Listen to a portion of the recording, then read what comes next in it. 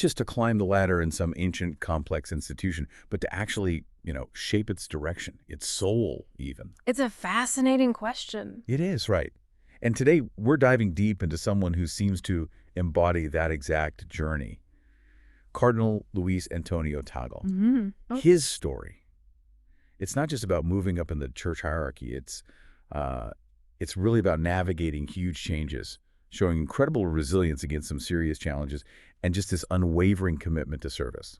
And all of this starting from, pretty humble roots in Manila, leading to him becoming this major global figure in the Catholic Church. That's exactly right. And our mission here for this deep dive is really to unpack everything we've gathered, articles, research, different perspectives, to get a full picture of Cardinal Tagle's life. We'll look closely at his big contributions, both to the church and sort of the wider world. We'll also dig into the challenges he's faced, and there have been quite a few.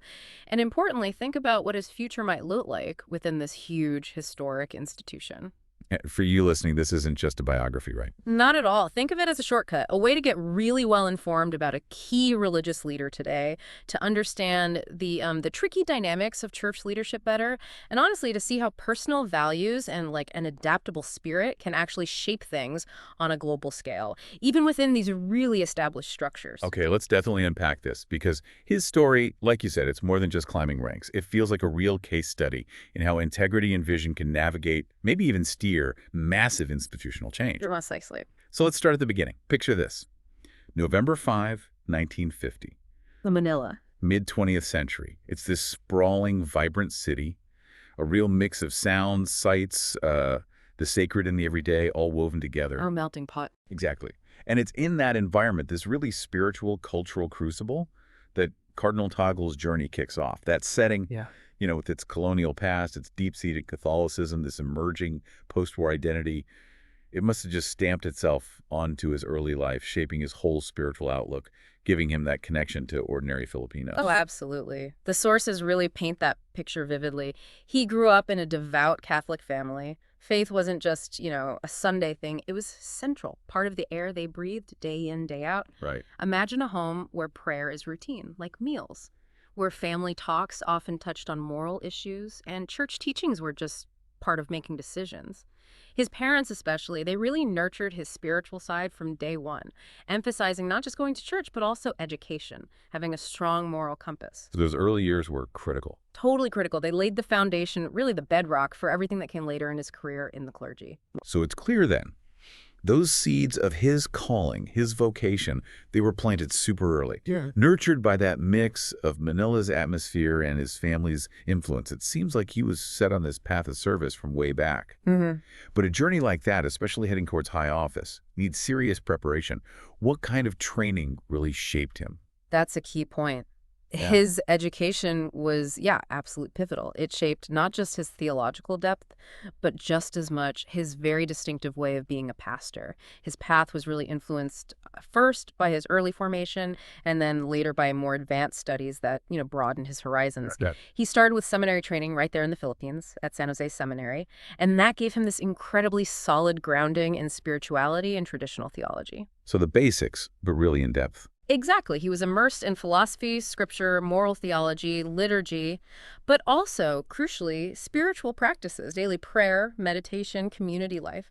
That period really refined his understanding of what being a priest meant: service, intellectual seriousness, spiritual discipline, all within that Filipino church context. So he gets this solid spiritual and intellectual base at home. But he didn't stop there, did he? It sounds like he wanted to go deeper, get more advanced knowledge. Precisely. After the seminary in the Philippines, he went on to do doctoral studies, theology, at the Catholic University of America over in Washington, D.C. Ah, okay. Big move. Yeah. And that phase was about deepening his theological understanding even more, engaging with global Catholic thought, getting really advanced knowledge in his field.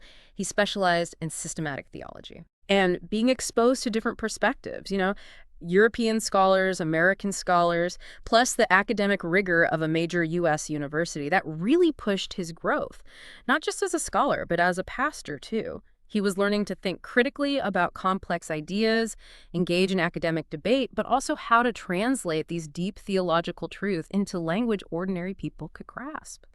That mix, local experience, global academics, became kind of a hallmark of his style. That kind of broad education, seeing different viewpoints, different intellectual traditions, that must have been essential preparation for the complexities he'd face later, especially in a global church. Definitely. Were there specific people or like schools of thought that really clicked with him back then that shaped his unique take on things? Well, what's interesting, and the sources point this out, is that throughout his education, Tagle was influenced by various mentors and thinkers, both in the Philippines and during his time in the U.S. While they don't always list specific names, the sources suggest he was drawn to theologians who really emphasized the church's social teachings, the need to engage with modern culture, and a pastoral approach centered on the person. So theology connected to real life. Exactly. These weren't just academic ideas for him. They directly shaped how he approached being a pastor. For instance, he really dove into the documents of the Second Vatican Council, Vatican II. Ah, a huge moment of change for the church. Huge. And those documents emphasize the church's role in the modern world, dialogue with other religions, the call for everyone, clergy and laity, to be active in the church's mission. This gave him the tools, you could say, to grapple with complex doctrines while always keeping the human element, the community's needs, front and center. It absolutely prepared him for what was coming. Okay, so after all that foundational work, he steps into the priesthood. What were those early years like, actually doing the work? And how did they start to shape what became his very unique approach? Right, so his ordination was in 1976 for the Diocese of Imus. That was the official start.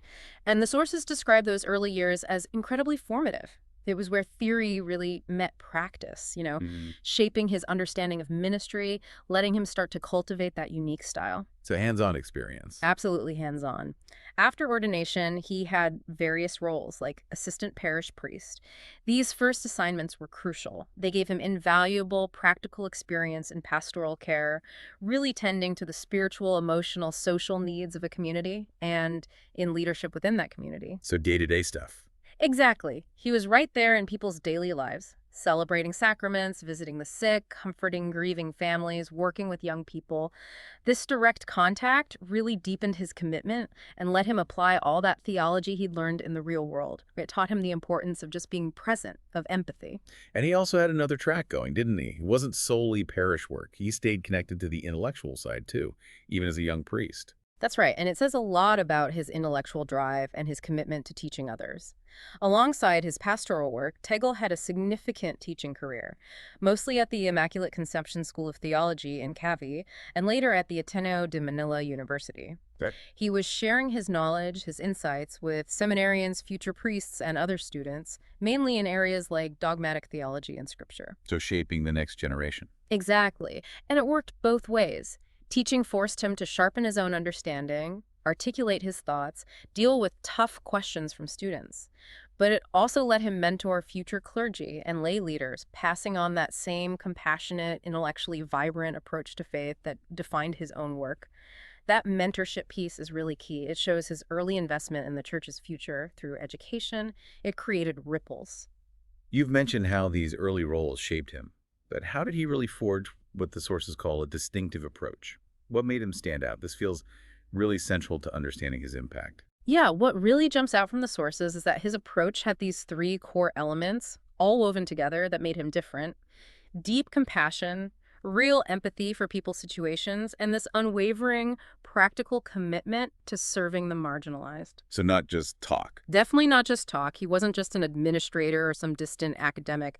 He built this strong sense of community, inclusivity. People found him incredibly warm, approachable, humble. Any examples of that? Yeah, the sources mention things like him personally starting listening sessions in poor communities, not just preaching from a pulpit, but literally sitting down, maybe on plastic chairs in crowded neighborhoods, and just listening to the struggles of, say, street vendors, farmers, people hit by typhoons. Wow. And this wasn't just for show. It directly influenced how the archdiocese later used its resources, making sure aid wasn't just generic, but actually tailored to the real needs people were talking about. That kind of grassroots connection, especially at his level, was really quite distinctive. That's powerful. Can you unpack those specific aspects a bit more? How did that compassion and empathy play out day to day beyond those listening sessions? Sure. First, there was a big emphasis on personal accompaniment and spiritual guidance, meaning he wasn't just a figurehead performing rituals. He engaged with people deeply, personally, walking with them on their spiritual path, offering advice, support, not just as a priest, but like a trusted friend or guide.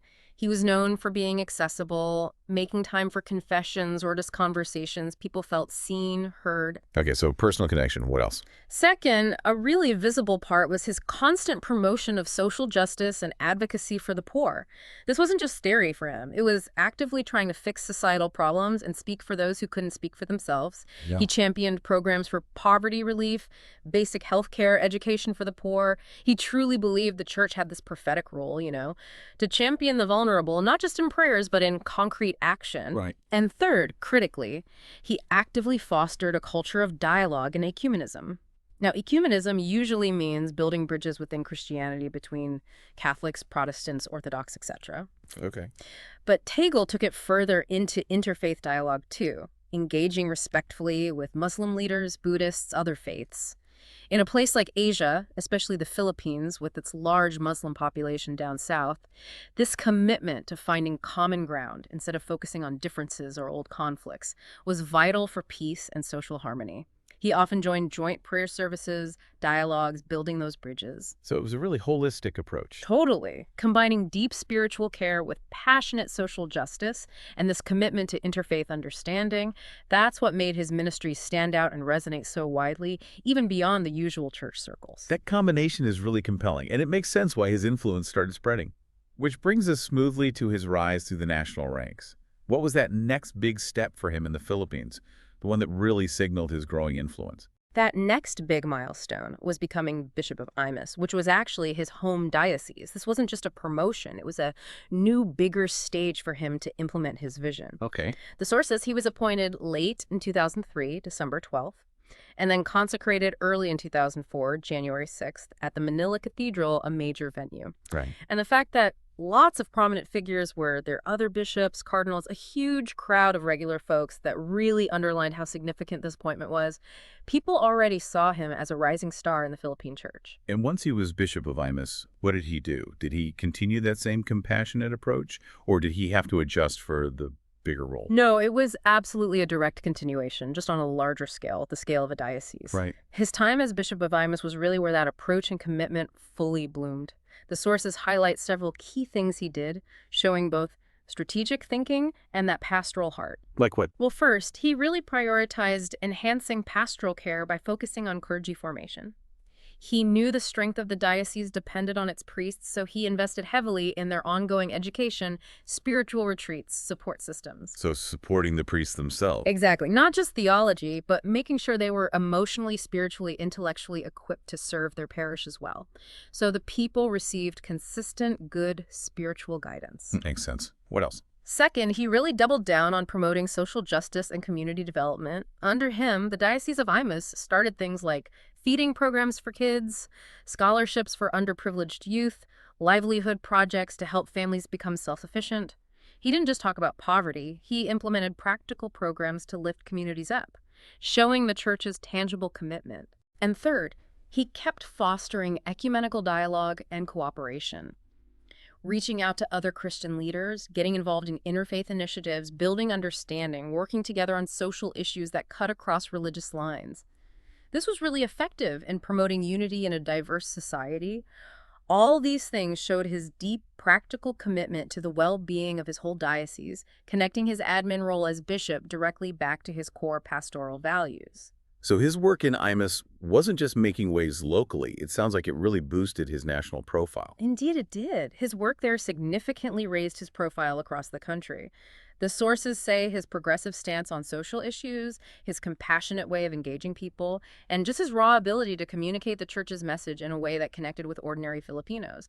It quickly made him widely respected and admired throughout the Philippine Catholic Church. He wasn't just another bishop. No.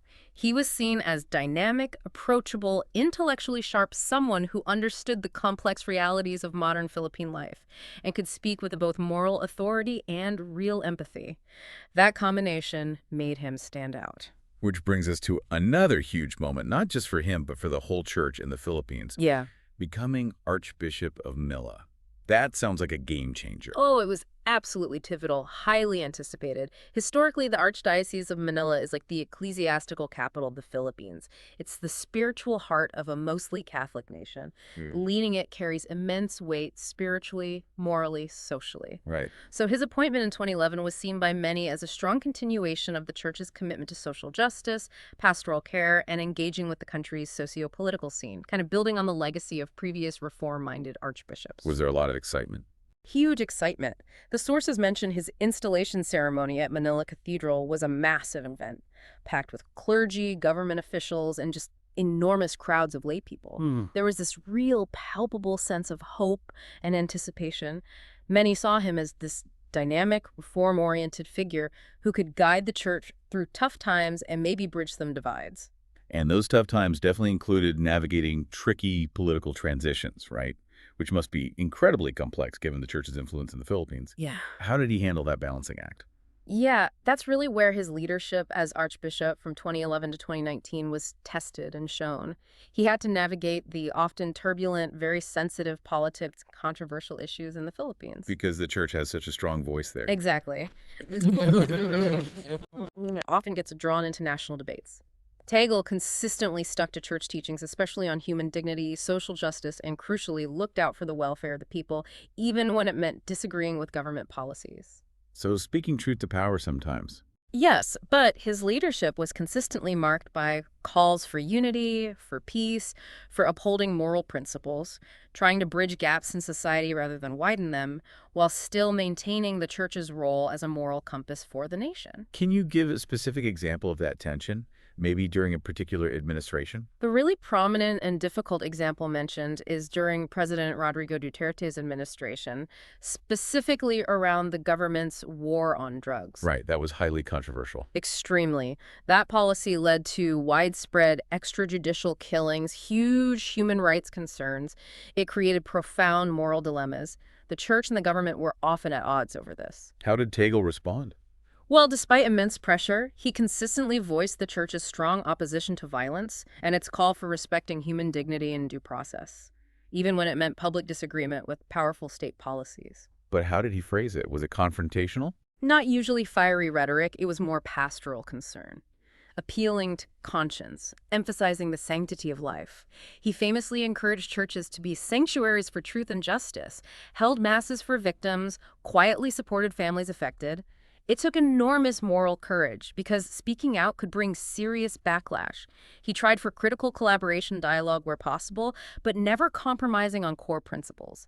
It shows the immense pressure he was under, navigating these incredibly charged waters, upholding principles impartially, just reporting the facts from the sources without taking sides. And his advocacy for the poor and marginalized, which we know was central to him. How did that play out when he was Archbishop of Manila? Was it more visible then? Definitely more visible and arguably more impactful in that prominent role. He wasn't just talking, he was leading concrete actions. Under him, the Archdiocese launched several real social justice programs to empower marginalized people across Metro Manila. Like what kind of programs? For example, he expanded Caritas Manila's work. They had things like the Youth Servant Leaders and Educators Program scholarships and training for disadvantaged youth. Also, community-based health and nutrition programs. These weren't just ideas, they were practical initiatives helping whole communities, providing real support. Okay. And also, in a country so often hit by natural disasters, Tagle led the church's response, providing vital aid, spiritual support, humanitarian help during terrible typhoons and other calamities. But he also pushed for disaster preparedness, long-term resilience, knowing that vulnerable people need ongoing help to rebuild their lives. His commitment to social action was really deep. So looking back at his time as Archbishop, what's his legacy in the Philippines? It sounds like he left a really strong mark. Yeah, his time as Archbishop cemented his reputation. He was seen as this truly compassionate, justice-focused leader, deeply connected to the struggles and hopes of ordinary Filipinos. He showed this profound commitment to people's well-being, both spiritual and material. He embodied what the church preaches about social justice and guidance. He left behind concrete programs and a pastoral style that really resonated, solidifying his image as a leader who wasn't afraid to speak hard truths, but always remained a shepherd to his flock.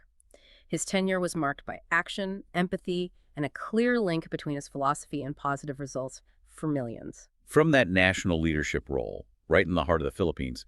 He then really stepped onto the international stage, being made a cardinal by Pope Benedict XVI in 2012 that really launched him globally, didn't it? It felt like a signal. Oh, absolutely. That appointment was a huge recognition of his exceptional leadership, his theological depth, his unique pastoral skills. It acknowledged his influence had grown way beyond the Philippines. And what does becoming a cardinal actually mean in practical terms? Well, it means joining the College of Cardinals, the most senior group of clergy in the church, right below the Pope. And crucially, as a cardinal, Tagle got a new, vital role. He became an elector in the papal conclave. The secret meeting to choose the next pope. Exactly. That instantly put him right in the Vatican's inner circles and made him a figure of global interest and potential influence, especially given he was relatively young when he was elevated. And I bet with that title came a big jump in international recognition almost overnight. He wasn't just an Asian leader anymore. He was a global voice. Precisely. After becoming a cardinal, his international profile shot up. He quickly became a really sought-after speaker at major global Catholic events, conferences, synods, academic gatherings across Europe, the Americas, everywhere. And he wasn't just showing up, right? No, he was actively sharing his insights on faith, leadership challenges, the church's role in tackling social issues, the need for a more compassionate, engaged global church.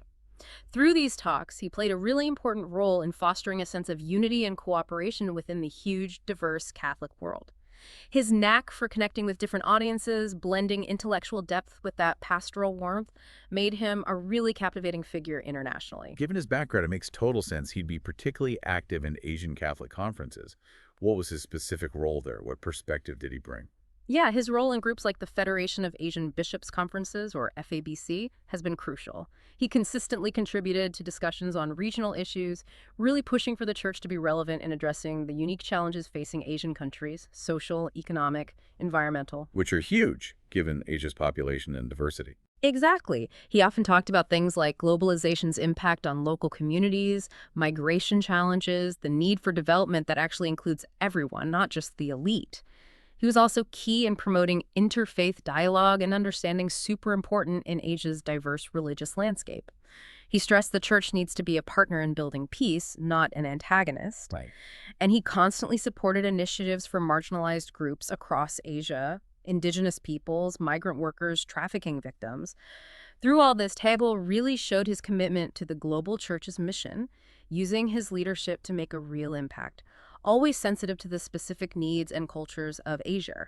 Beyond those formal roles, he's also known for broader contributions, especially his writings. His theological work gets cited a lot. Yes, his theological writings are highly regarded as significant contribution to modern Catholic thought. They offer valuable insights into complex church teachings, often looking at them through that pastoral lens he has. What makes them stand out? Their clarity and depth are really remarkable. The sources say they're acclaimed for making complex theology accessible, not just to other academics or clergy, but importantly to regular lay people too. He can bridge that gap between academic theology and lived faith. Through his writings on Scripture, the nature of the church, social teachings, he's really contributed to the ongoing theological conversation in the church, helping shape understanding, encourage critical thinking, and inspire a fresh appreciation for Catholic tradition today. That's so important now, reaching people where they are. And it's also seen as a pioneer in using media for evangelization, isn't he? That feels quite forward-thinking for someone in such a traditional institution. He definitely is. Tagle is recognized as a real pioneer in media evangelization. He showed this sharp understanding and effective use of modern communication to spread the gospel. He got it early on, the huge potential of digital platforms to connect with people outside traditional church walls. How did he use it? Well, he was active on social media, made accessible video messages, used online platforms to engage with young people, and those who might not attend church regularly. It wasn't just about broadcasting, it was about starting conversations, building virtual communities. He knew the church had to be where the people are, and increasingly that's online. This forward-thinking approach helped the church connect better, enhance its digital presence, and showed an innovative spirit in sharing faith in the 21st century. And then there's his time leading Caritas Internationalis, that huge global network of Catholic charities. What was his role there? What did that show about his leadership on a global scale? His presidency of Caritas Internationalis from 2015 until he took his current Vatican job was a really crucial chapter in his global impact. Caritas is massive, one of the world's largest humanitarian networks, operating in over 200 countries. They respond to disasters, conflict, poverty, injustice. So huge responsibility. Immense. As president, Tagle played this central, very visible role in coordinating the church's global humanitarian work. He worked tirelessly to make sure Caritas provided aid quickly and effectively, and he always emphasized that help should go to anyone in need, regardless of their background, race, or circumstances. Under his leadership, which was seen as compassionate and dynamic, Caritas was often described as a beacon of hope for the poor and marginalized, reaching millions with aid, development projects, human rights advocacy. That role really cemented his reputation as a global humanitarian leader with a very practical, hands-on approach to easing suffering. So these broader humanitarian efforts are really a defining part of his ministry. It's not just theology, it's faith in action for the world's most vulnerable.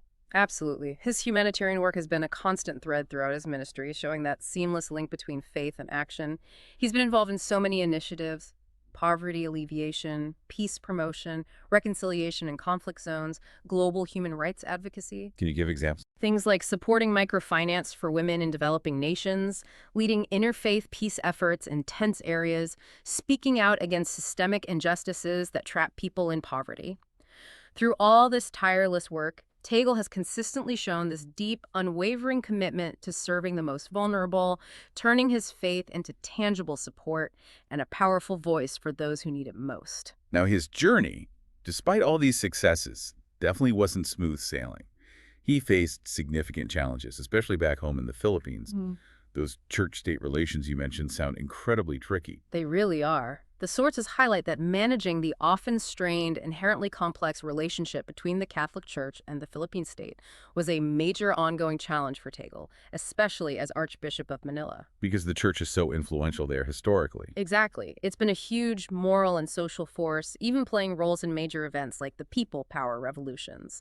This influence often puts it at odds with government policies, particularly when those policies clash with Catholic moral teachings. So he had a tightrope to walk. A very delicate and demanding one. He had to uphold the church's stance on morals, social issues, human rights, while somehow maintaining a functional working relationship with government officials. That takes incredible diplomatic skill, clear moral conviction, and knowing when to speak out forcefully versus when to engage quietly behind the scenes. You mentioned the tension during the Duterte administration earlier. Can you elaborate on that specific example? How did he handle that? Yeah, the challenges during President Duterte's administration are a prime, very difficult example. The war on drugs, starting in 2016, led to thousands of deaths, many linked to extrajudicial killings, drawing global condemnation. The church, with Tagle leading, was in a really tough spot. What did they do? While not usually condemning the president by name, Tagle consistently voiced the church's grave concerns about the sanctity of life and the lack of due process. He generally used a pastoral tone, not overtly political, calling for an end to killings, advocating for rehabilitation instead of just violence, emphasizing justice and accountability. So focusing on principles. Right. He famously urged churches to become sanctuaries for truth and justice, held masses for victims, quietly supported affected families. It took real moral courage, as criticizing popular government policies could bring serious backlash.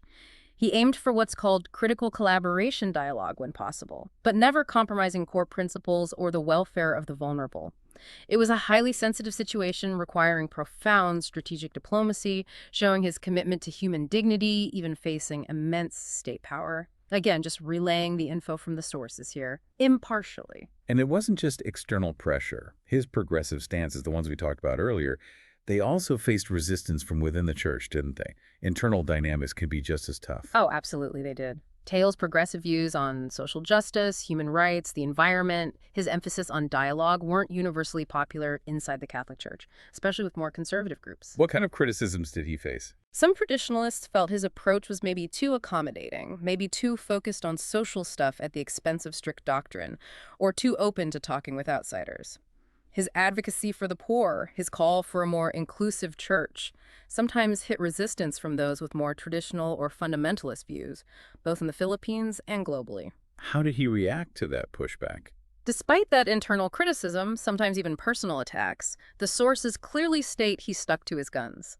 He remained unwavering in his commitment to his pastoral approach. He consistently prioritized the needs of the marginalized, the poor, and his core mission of evangelization through compassion. He didn't let internal politics or ideology sway his fundamental principles. That steadfastness, even facing dissent from within, is really a mark of his leadership. And as he moved up globally, especially into the Vatican itself, he must have encountered that whole complex world of internal Vatican politics. That's a different beast altogether, needing a specific skill set.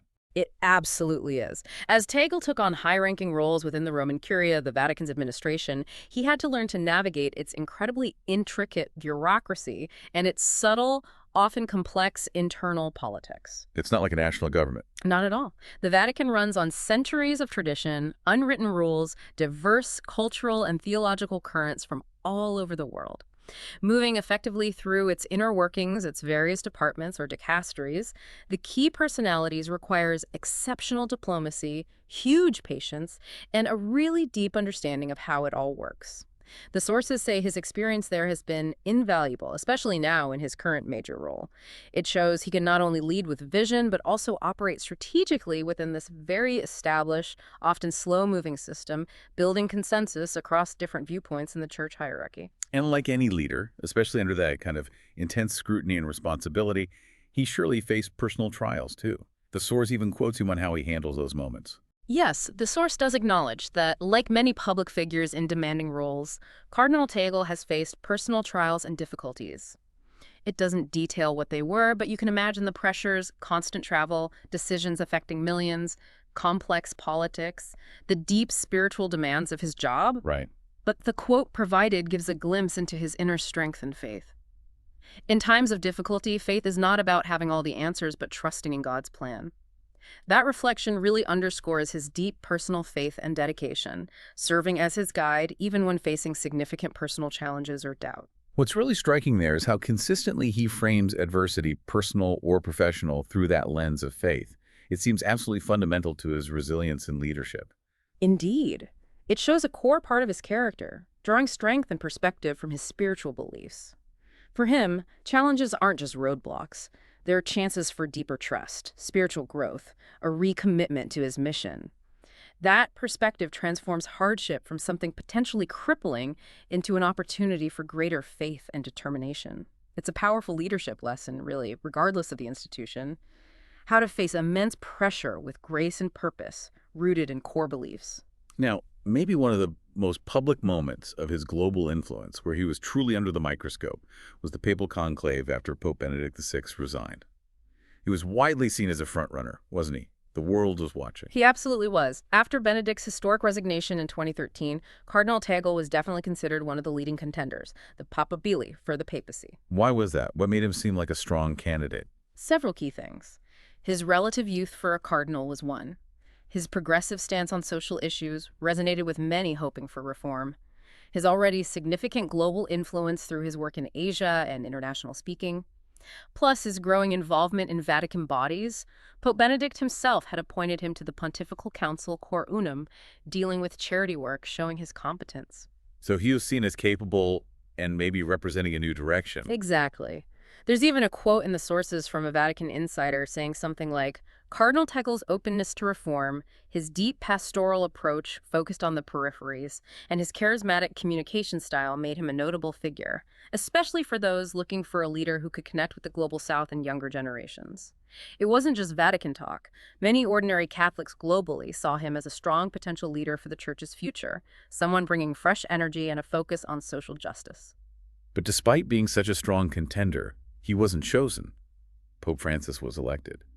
What factors led to him not being selected? Conclaves are always complex, aren't they? Extremely complex. And yes, despite his strengths, Tagle wasn't the final choice. The sources suggest several interconnected reasons. One factor was the conservative leanings of some cardinal electors. While Tagle's progressiveness appealed to many, others might have preferred someone more traditional theologically or pastorally, or maybe someone seen as more aligned with established European church power structures. Okay. Also, geopolitical dynamics always play a role. Conclaves aren't just about merit. They involve regional balances, maybe a desire for a pope from a specific continent, internal Vatican politics. Some analyses suggested maybe a preference for a non-European pope who wasn't Asian at that moment, or perhaps a feeling that a more established insider was needed then. His youth might have been a factor too. Possibly a double-edged sword. Appealing in ways, but maybe suggesting too long a potential papacy for some. The choice of Pope Francis, a Jesuit from Argentina, represented a different kind of reform-minded direction. And of course, the media speculated wildly before and after, and the public reacted in different ways. It was a global news event. That's right. Media outlets everywhere speculated about Tagle's chances, many highlighting him as a top pick, especially for those wanting a pope from Asia or the global south. After Francis was elected, there was tons of discussion about why Tagle wasn't chosen. Public reaction was mixed, as you'd expect. Some were deeply disappointed. They'd pinned their hopes on a leader like Tagle. Others supported the decision, trusting the process and the cardinal's choice. It showed just how much hope many had invested in him. But it's how he responded to that outcome that really says a lot about him, doesn't it? Handling that kind of global spotlight and potential disappointment with such grace. It truly did. His response was marked by incredible grace, deep humility, and just unwavering dedication. No public bitterness, no hint of personal ambition frustrated. Instead, he immediately and fully supported the new pope, Francis, and just kept doing his own work with dedication and energy. And that quote you mentioned earlier. Exactly, the quote, "The will of God is not always our will." That perfectly captures his acceptance, his deep faith in providence. It powerfully reinforced his reputation as someone of profound faith, selflessness, and integrity, even facing what could be seen as a personal setback. It showed he puts the Church's mission way above personal ambition or awards. A powerful testament. And that same dedication, that commitment, is clear now in his current incredibly important role, leading global evangelization.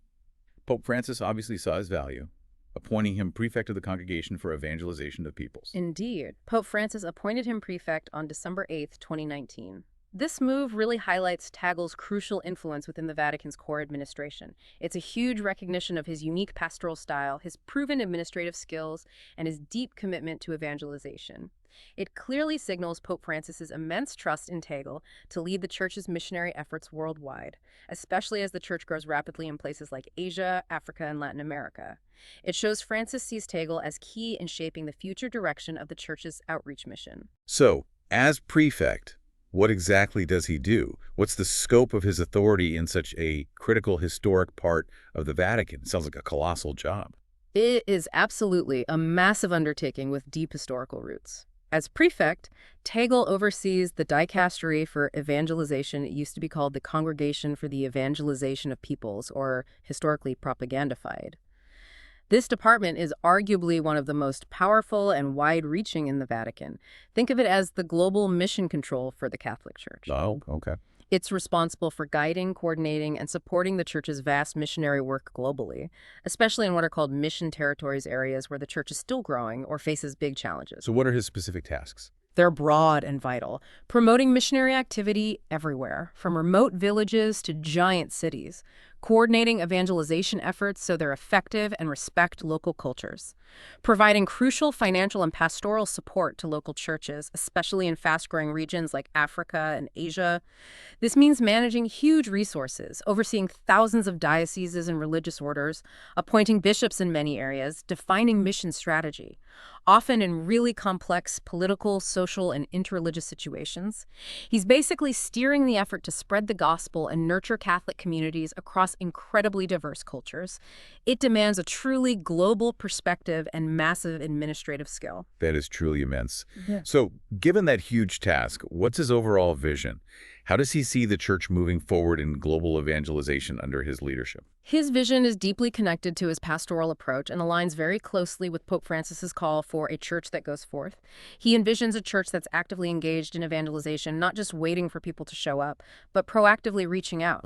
A key part is a renewed focus on reaching the marginalized and the peripheries, making sure the gospel message connects with those often overlooked or excluded. He believes the mission starts with compassion for the vulnerable. And using new methods. Yes, proclaiming the gospel in new, innovative ways. Recognizing that old methods might not work in our fast-changing, digital, often secular world. So embracing new media, new kinds of community, new ways of expressing faith that speak to today's challenges. And dialogue is still key for him. Absolutely crucial.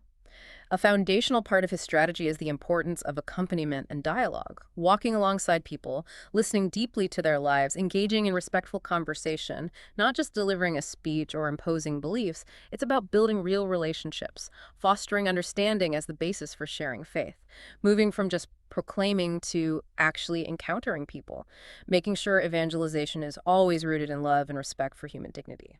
And it sounds like he and Pope Francis work very closely together, which must be a huge help in pushing such an ambitious vision forward. That shared outlook seems powerful. Their close working relationship is definitely instrumental, a key factor. The sources highlight that Pope Francis's personal trust, guidance, and strong support have really enabled Tagle to implement his vision effectively. They share this common vision of a missionary church, outward-looking, humble, compassionate, serving the world, especially the poor. They both stress encounter over rigid rules and the idea of the church as a field hospital for a wounded world. Right. Tagle himself put it well, saying something like, "The church's mission is to proclaim the gospel to all people, and we must be open to new ways of doing so, embracing dialogue and understanding." That quote reflects his dedication and the shared forward-thinking approach he brings, in sync with the Pope. It's a dynamic partnership driving bold initiatives and refocusing on the church's core mission for the 21st century. What an incredible journey we followed today. Cardinal Tagle's path. From those beginnings in Manila to this pivotal role in the Vatican, it's been marked by, well, huge triumphs, but also really significant complex challenges. Absolutely. All those experiences, early priesthood, teaching, leading in Imus in Manila, becoming cardinal, now prefect, they've all deeply shaped his unique approach to evangelization and his compassionate leadership style. As he continues in this current massive role, his future is obviously tied up with the whole ongoing mission and evolution of the Catholic Church itself. He's still very much a prominent figure, someone people talk about when considering the Church's future direction. And we can probably expect his deep commitment to evangelization, rooted in that compassion for the marginalized, to keep driving initiatives for a more inclusive, compassionate church, right? His impact feels far from over. Without a doubt. With his influence and strategic position, we'll likely see a continued, maybe even stronger, focus on reaching marginalized communities globally, a continued emphasis on weaving social justice right into the Church's core evangelizing mission. His unique ability to balance tradition with progressive, adaptive ideas, plus that unwavering pastoral heart, that's going to be absolutely crucial in shaping the Church's future, especially how it presents itself in its message to our complex, diverse, often skeptical modern world. He'll keep navigating those tricky church politics, for sure, but his impact is expected to foster an even more compassionate, engaged, and globally relevant Catholic community, making sure its message resonates deeply worldwide. So thinking about Cardinal Tagle's whole journey, how his early life, his education so profoundly shaped his global impact, leading him now to steer worldwide missionary efforts. What aspect of personal formation do you think is most crucial for leaders trying to bring about significant, compassionate change within these really big, complex, established institutions? You know, how do those deep-seated values and that kind of adaptive leadership come together to actually shape a global narrative, whether it's the church or any other field? Something for us all to think about.